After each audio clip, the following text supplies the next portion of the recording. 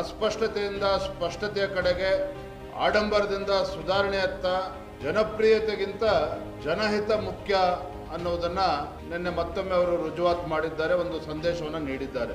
ಪ್ರಧಾನಮಂತ್ರಿಗಳ ಇನ್ನೊಂದು ಗುರಿ ಏನಿದೆ, 2047ನೇ ಇಸ್ವಿಗೆ ಒಂದು ವಿಕಸಿತ ಭಾರತವಾಗಿ ಪರಿವರ್ತನೆ ಆಗಬೇಕು ಅನ್ನುವ ಒಂದು ಗುರಿ, ಆ ಗುರಿಯತ್ತ ಸಾಗುವ ನಿಟ್ಟಿನಲ್ಲಿ ಅನೇಕ ಸುಧಾರಣೆಗಳನ್ನು ಕೂಡ ಮಾನ್ಯ ವಿತ್ತ ಸಚಿವರು ನೀಡಿರುವಂಥದ್ದು. ಮತ್ತು ಎಲ್ಲ ಕ್ಷೇತ್ರಗಳಿಗೂ ಕೂಡ ಆದ್ಯತೆಯನ್ನು ನೀಡಿದ್ದಾರೆ.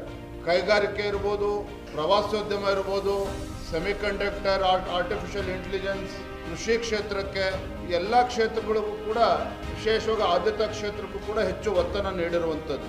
ಆರ್ಥಿಕ ಶಿಸ್ತನ್ನು ಕಾಪಾಡುವ ಒಂದು ಪ್ರಥಮ ಆದ್ಯತೆಯಾಗಿ ಇಟ್ಕೊಂಡು ಹಣಕಾಸು ಕೊರತೆ ಶೇಕಡ 4.4ಕ್ಕೆ ತಂದಿರುವಂಥದ್ದು ಇದಕ್ಕೆ ಸಾಕ್ಷಿ. ಒಟ್ಟಾರೆಯಾಗಿ ಸಾಕಷ್ಟು ಒತ್ತಡದ ನಡುವೆನೂ ಸಹ, ಯಾಕಂದರೆ ಒಂದು ಕಡೆ ಜಾಗತಿಕ ಸವಾಲುಗಳು ಒಂದು ಕಡೆ ಆದರೆ